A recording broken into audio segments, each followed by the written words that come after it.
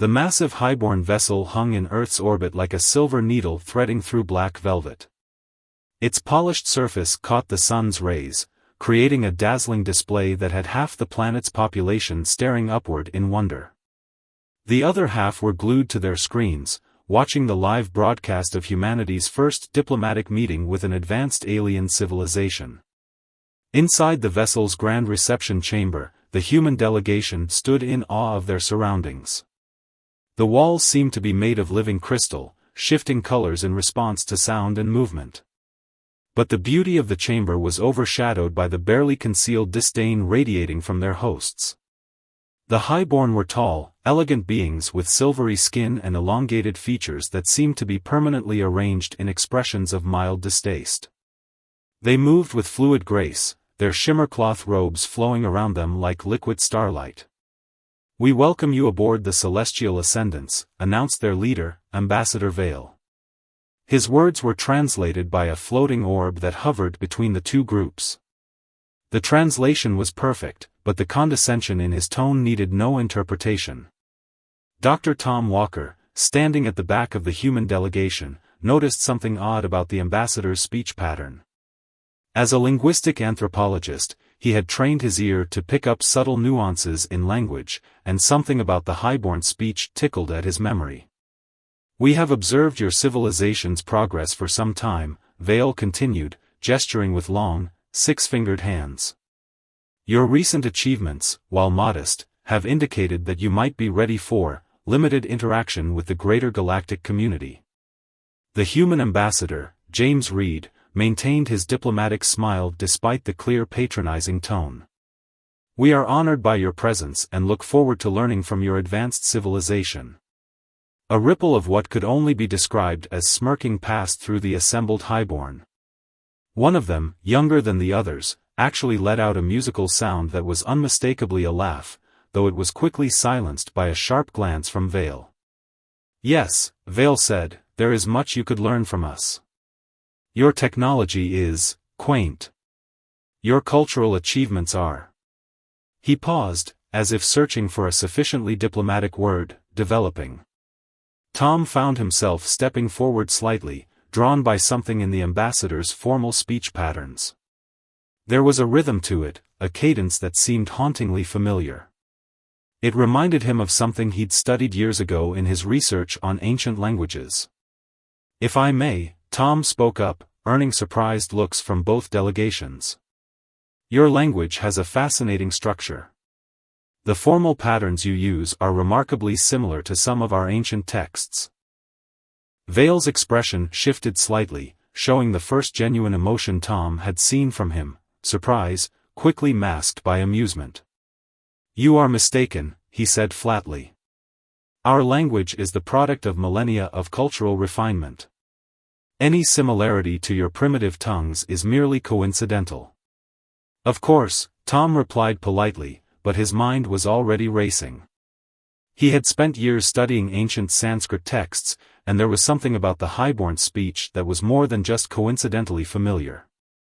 The meeting continued, with the highborn outlining various restrictions and guidelines they expected humanity to follow in exchange for access to some of their most basic technologies. Throughout it all, Tom kept taking mental notes of their speech patterns, growing more certain by the minute that he was onto something significant. As the human delegation prepared to return to Earth, Tom lingered behind, ostensibly admiring a crystalline display of what appeared to be star charts.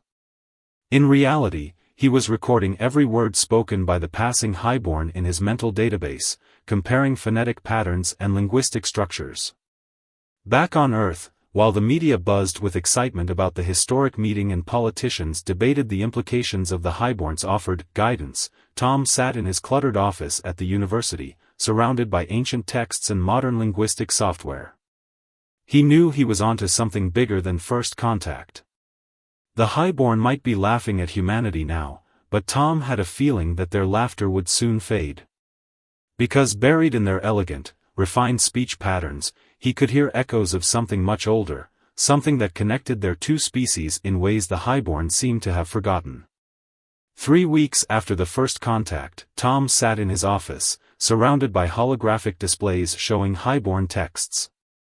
The aliens had provided these historical documents as part of their cultural exchange program, though Tom suspected they had only shared them to showcase their supposed superiority.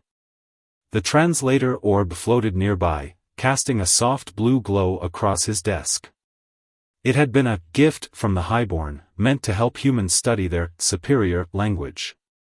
Tom had spent days analyzing its programming, and what he found only strengthened his suspicions. "You should see this, Anna," he called to his colleague, Dr. Anna Miller, who was examining another set of texts across the room. She looked up from her own work, her eyes tired but alert. "What did you find?" she asked, walking over to his desk. Her expertise in ancient writing systems had made her the perfect partner for this research. Tom gestured to the holographic display where two texts floated side by side. "Look at this passage from the Highborn Historical Archive, dated roughly 3,000 years ago." He pointed to the left display. "Now look at this Sanskrit text from the same period." He indicated the right display.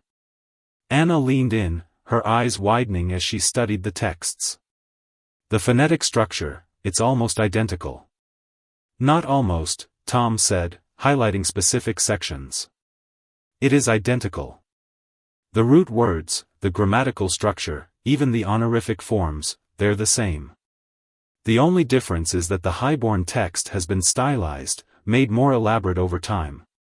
He pressed a few buttons on his desk console, and the translator orb projected a new set of texts.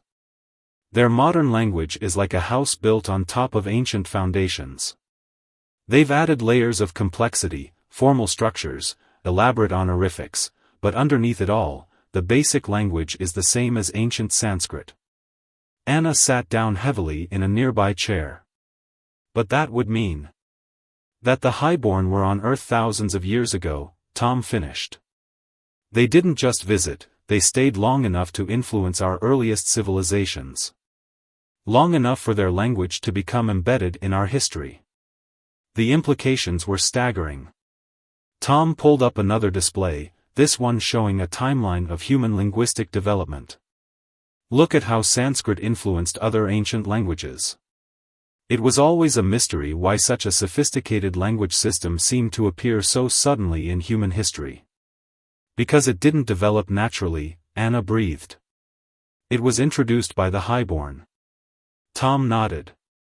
"But here's the real irony, while their language evolved to become more complex and ornate, they lost touch with its origins. The modern highborn probably have no idea that their ancestors not only visited Earth but helped shape human civilization." Anna stood up and began pacing, her mind racing with possibilities. "We need to be careful with this, Tom. The highborn are incredibly proud. If we're wrong about this—" "We're not wrong," Tom said firmly. He pulled up another holographic display, this one showing a complex linguistic analysis. "I've run every possible comparison. The statistical probability of this being a coincidence is virtually zero." He stood up and walked to a wall covered in printouts of ancient texts. "The highborn think they're so superior to us, but they've forgotten their own history. They've built this elaborate cultural facade, adding layer upon layer of complexity to their language until its true origins were buried. And we preserved it," Anna said slowly. "In our ancient texts, our historical records." "Exactly." Tom turned to face her, his eyes bright with excitement. "We've kept alive the original form of their language, the pure version that existed before they started adding all their elaborate modifications." The room fell silent as they both contemplated the magnitude of their discovery. Outside their window, the highborn ship could be seen in the evening sky, a bright point of light that had become a familiar sight over the past weeks. "What do we do with this information?" Anna finally asked. Tom looked at the translator orb, then back at the ancient texts. "We learn it," he said firmly. "We learn their original language, not the modern version they use now, but the pure form they've forgotten. And when the time is right." He smiled slightly. We remind them of who they used to be. The underground archives beneath the university library were quiet except for the soft hum of preservation fields and the occasional beep of scanning equipment. Tom and Anna had been working here for weeks, cross-referencing ancient texts with the historical data provided by the Highborn. "Look at this," Anna said, carefully turning the pages of a preserved Sanskrit manuscript. "These symbols here aren't just writing, they're star charts." She pointed to a series of intricate patterns that had previously been dismissed as decorative elements. Tom looked up from his own work, where he'd been analyzing Highborn navigation records. "Show me," he said, moving to her table. As he studied the patterns, his expression changed from interest to amazement. "These aren't just any star charts, they're identical to the Highborn's ancient trade routes." He quickly pulled up a holographic display of the Highborn star maps. Overlaying them with the Sanskrit patterns revealed a perfect match. Our ancestors weren't just writing about the Highborn, they were recording their movements through space. But why would the Highborn share their travel routes with ancient humans? Anna wondered, adjusting her scanner to get a better image of the manuscript. Tom sat back, running his hands through his disheveled hair. "I don't think they meant to. Look at these dates." He pulled up another set of records. According to the Highborn's own historical archives, they experienced a massive social upheaval about 4,000 years ago. Their entire civilization underwent a transformation. Anna leaned forward, intrigued. "What kind of transformation?" "They call it the Great Refinement. It was a period when their society shifted from exploration and trade to what they considered cultural perfection. They became obsessed with sophistication, with making everything more elaborate and complex." He gestured at the modern Highborn texts, including their language. "And that's when they lost touch with their roots," Anna concluded. "But what does this have to do with Earth?" Tom stood up and began pacing, his excitement making it hard to stay still. Before the Great Refinement, the Highborn were traders and explorers. They didn't just visit Earth, they established trading posts here. They taught their language to local populations to facilitate trade. That's why Sanskrit contains so many of their original linguistic patterns. He pulled up more historical records, this time showing archaeological sites from around the world. "Look at these ancient structures, the precise astronomical alignments, the advanced mathematical principles built into their design. We always wondered how ancient civilizations achieved such accuracy." "The Highborn taught them," Anna whispered. "But then they just left?" "The Great Refinement changed everything. The Highborn abandoned their trading outposts, withdrew from contact with primitive species, and began their pursuit of cultural perfection." Tom's voice took on an edge of irony. "They literally wrote their own history, erasing anything they considered beneath their new standards." Anna stood up and walked to a wall of ancient texts. "So while they were busy making everything more refined, we preserved their original knowledge. Their true history." "Not just their history," Tom said, pulling up a new set of documents. "Look at these Sanskrit texts describing meditation techniques and consciousness exploration. They match perfectly with references in early Highborn writings about something called mind-state cultivation. But the modern Highborn don't practice anything like this anymore. They lost their spiritual traditions along with their history," Anna realized. "All in pursuit of what they thought was perfection." Tom nodded. "And now they look down on us, not realizing that we're the ones who kept their true heritage alive. Their original language, their spiritual practices, their trading history, it's all preserved right here on Earth, in texts they dismiss as primitive." The implications hung in the air between them. After a moment, Anna spoke softly. "They're going to have to face their own past eventually." "Yes," Tom agreed, looking at the star charts that connected Earth's ancient history with the Highborn's forgotten past. "And when that happens, they'll have to recognize that humans aren't just some primitive species to be patronized. We're the keepers of their lost heritage." The quiet hum of the preservation fields seemed to grow louder in the silence that followed, as if the ancient texts themselves were waiting for their moment to reveal the truth they had guarded for thousands of years. In the months that followed their discovery, Tom and Anna immersed themselves in the ancient language. Their office had become a maze of holographic displays, each showing different aspects of their research. The walls were covered with comparative linguistics charts, and the translator orb hovered silently in the corner, its blue glow a constant reminder of the Highborn's current presence on Earth. "Listen to this," Tom said, reading from an ancient text. His voice carried the rhythmic patterns of the original Highborn language, untouched by millennia of artificial refinement. The words seemed to resonate with a power that their modern counterpart had lost. Anna looked up from her own practice, noting how different the ancient version sounded from the ornate speeches they'd heard from the Highborn ambassadors. "It's so much more direct," she observed. "More genuine." "Because it was meant for communication, not showing off," Tom replied. He pulled up a holographic comparison of the ancient and modern versions.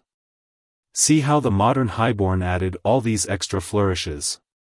They turned simple, powerful words into elaborate displays of status." Their breakthrough had come when they discovered that the ancient language contained concepts that the modern Highborn had completely forgotten. Words for natural phenomena, scientific principles, and states of consciousness that had been lost in the pursuit of cultural refinement. "Look at this passage," Anna said, highlighting a section of text. "This single word in the ancient language requires 12 words to express in their modern tongue. They've actually made their language less efficient while trying to make it more sophisticated." Tom nodded, remembering their recent mandatory cultural exchange session with the Highborn. The aliens had spent hours demonstrating the proper way to express a simple greeting, seemingly unaware that their ancestors had managed the same sentiment in a single, powerful word. "What fascinates me," he said, "is how the ancient language contains so many terms for scientific concepts that the modern Highborn seem to have rediscovered only recently." He pulled up another comparison. "Like this word for quantum entanglement, their ancestors had a simple, elegant term for it, but the modern Highborn use a complicated technical phrase." The translator orb suddenly pulsed, indicating an incoming transmission. The holographic screen showed Ambassador Vale's face, his expression as condescending as ever.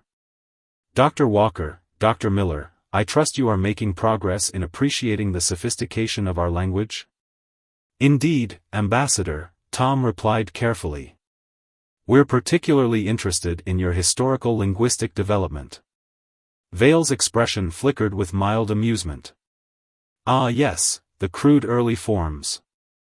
Hardly worth studying, but I suppose one must start somewhere." The transmission ended with his usual abrupt dismissal. Once the orb went dark, Anna let out a breath she'd been holding. "They really have no idea, do they? The power they've lost?"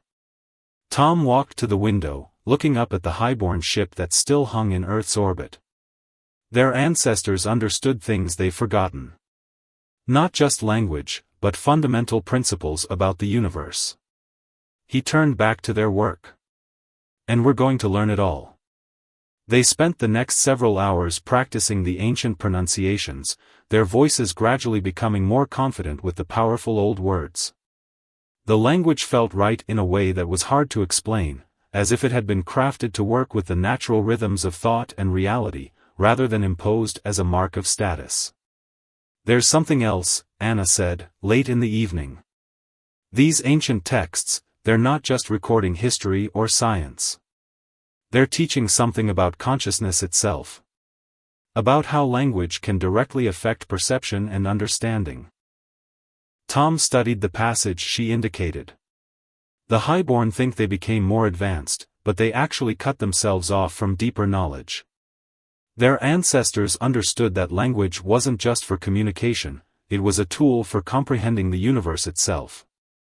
As if in response to his words, the translator orb pulsed again, this time with a message announcing another mandatory cultural session with the Highborn the following day.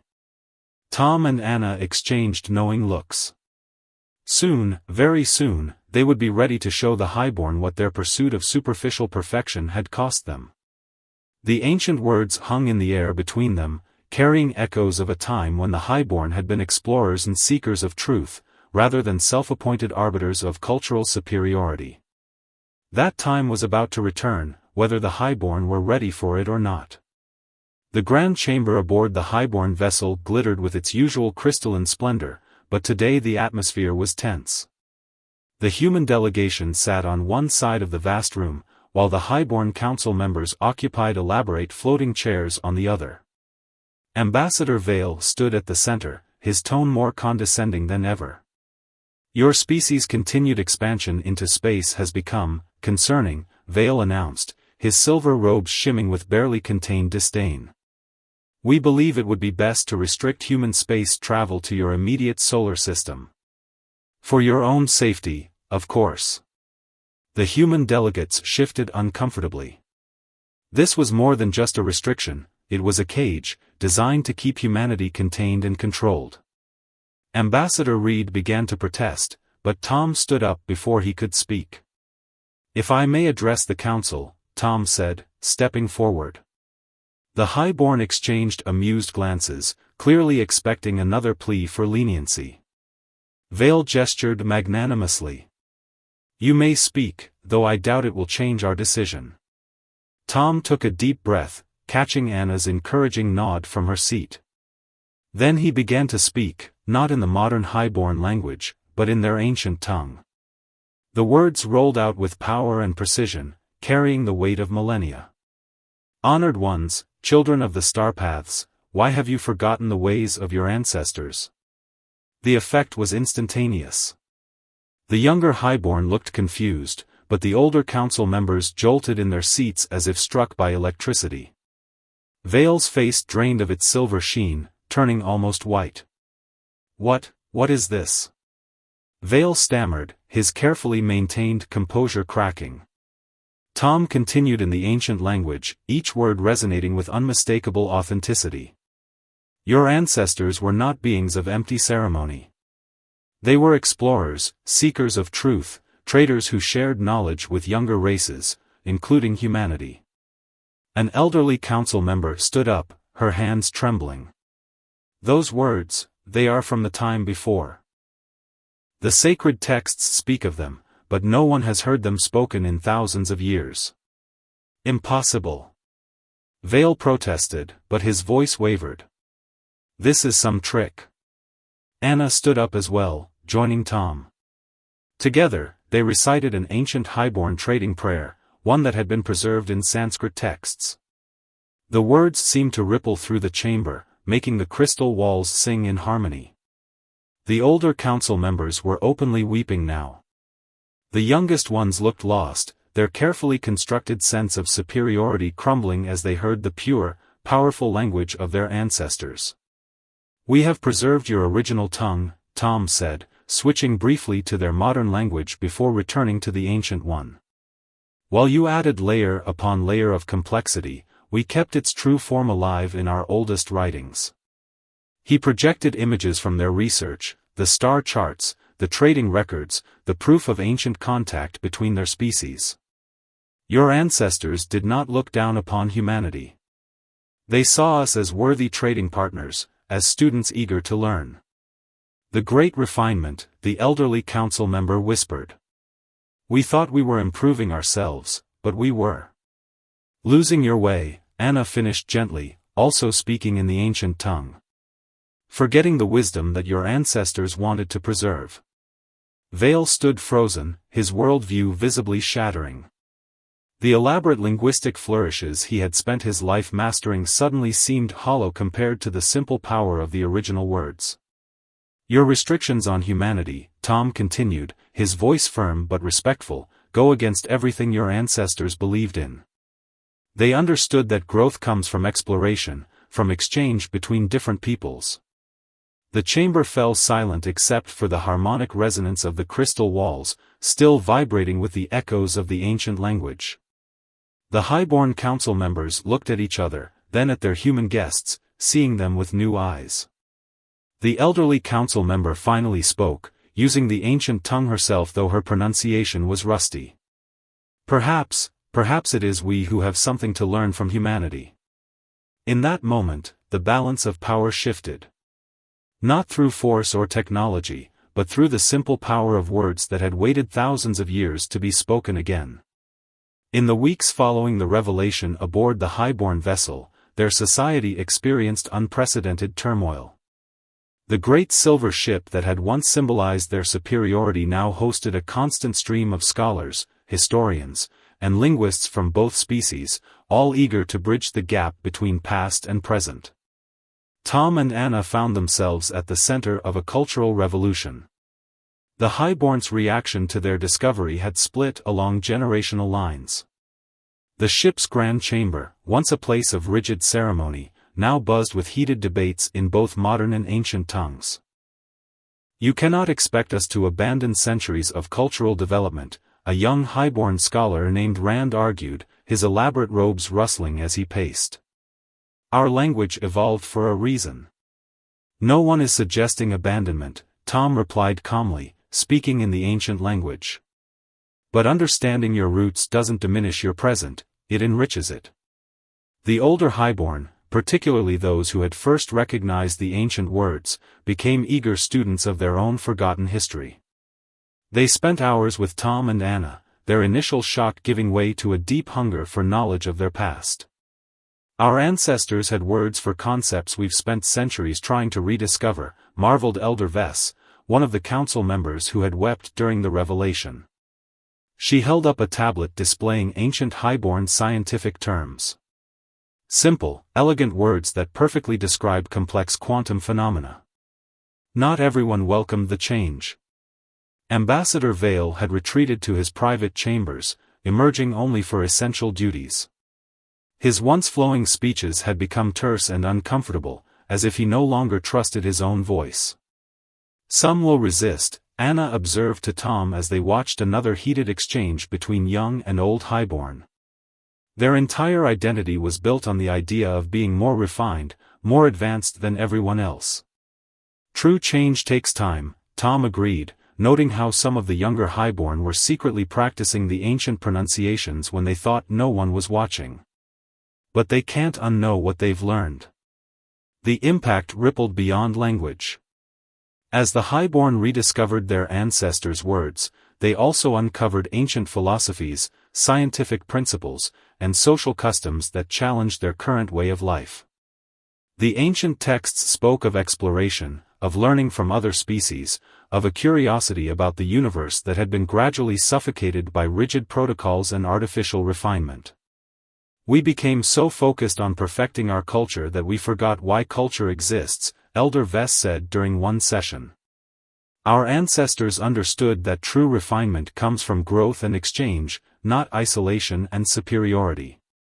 The humans watched in fascination as the highborn grappled with their heritage. Some embraced it wholeheartedly, immediately adopting the ancient language and its direct, powerful expressions. Others tried to find a balance, incorporating ancient words into their modern speech. A few refused to acknowledge the change at all, clinging to their elaborate modern dialect like a shield. One afternoon, a young highborn apprentice approached Tom with an unexpected question. "Did they laugh?" she asked hesitantly. "Our ancestors, when they visited Earth, did they laugh at humans then?" Tom smiled, pulling up an ancient text.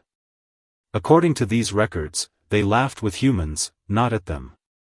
They found joy in sharing knowledge, in discovering new perspectives. Your ancestors understood that true wisdom often comes from unexpected sources." The apprentice considered this, then asked to learn the proper pronunciation of the ancient words for friendship and learning. It was a small moment, but it represented a profound shift in attitude. As the day cycle aboard the ship drew to a close, Tom stood at a viewing window, watching Earth spin below. The ancient highborn word for home echoed in his mind, a simple, beautiful term that encompassed not just a place to live, but a place to grow, to learn, to become more than you were. "Perhaps," he murmured in the ancient tongue, "that's what real refinement means." 1 year after the revelation, the crystalline spires of the newly established Human Highborn Cultural Institute rose from the plains of New Mexico. The location had been chosen for its proximity to ancient Sanskrit sites, a symbolic bridge between past and present. The building itself was a fusion of human and highborn architecture, its design incorporating both modern technology and ancient wisdom. Tom stood at the main podium, looking out at the assembled crowd. Humans and highborn sat together, their previous divisions forgotten in the pursuit of shared knowledge. Even Ambassador Vale was present, though he had exchanged his elaborate robes for simpler attire that echoed the style of ancient highborn traders. A year ago, Tom began, speaking in the ancient tongue that now felt as natural as breathing. Two civilizations stood divided by prejudice and misunderstanding. Today, we stand united by something more powerful than technology or cultural refinement. We stand united by truth. The translator orbs were no longer needed. Most humans involved in the cultural exchange program had learned the ancient language, while the highborn had begun incorporating Earth languages into their studies. The resulting conversations were richer, more nuanced, carrying meanings that transcended simple translation. Our ancestors understood something we had forgotten, Elder Vess added, rising to join Tom at the podium. They knew that true growth comes not from isolation, but from connection. Not from looking down on others, but from looking forward together. The changes in highborn society had been profound. Their rigid hierarchy had given way to a more dynamic social structure, inspired by their rediscovered heritage. Young highborn now eagerly sought out human teachers, while human scientists worked alongside highborn researchers, combining ancient knowledge with modern innovation. Anna, now the Institute's Director of Historical Research, stepped forward with a holographic display. "We've only begun to scratch the surface," she announced, showing newly discovered star charts. "These ancient trading routes connect dozens of civilizations. Our ancestors created a network of knowledge that spanned the galaxy." The display showed paths stretching between stars, each route marked with the elegant simplicity of ancient highborn script. Some of the civilizations were known to the modern highborn, others had been forgotten, waiting to be rediscovered. But perhaps the most valuable discovery, Tom continued, wasn't the language itself, but what it represented. The ancient tongue reminded us that true sophistication lies not in complexity, but in understanding. Vale stood up, his face showing the change that had come over him in the past year. Gone was the condescending smile, replaced by genuine humility. "I spent my life adding elaborate flourishes to empty words," he said, using the ancient language with careful precision. "Now I understand that real wisdom often speaks simply." The Institute had become more than just a center for language study. It was a place where both species could explore their shared heritage and forge new paths forward. The laboratories hummed with activity as researchers combined ancient highborn scientific concepts with modern human innovation. The meditation chambers echoed with the sounds of both species practicing consciousness-expanding techniques preserved in Sanskrit texts. "We stand at a new beginning," Tom concluded, his words resonating through the hall. "Our ancestors knew that the universe holds more mysteries than any one civilization can solve alone. They knew that true strength lies not in standing above others, but in standing together."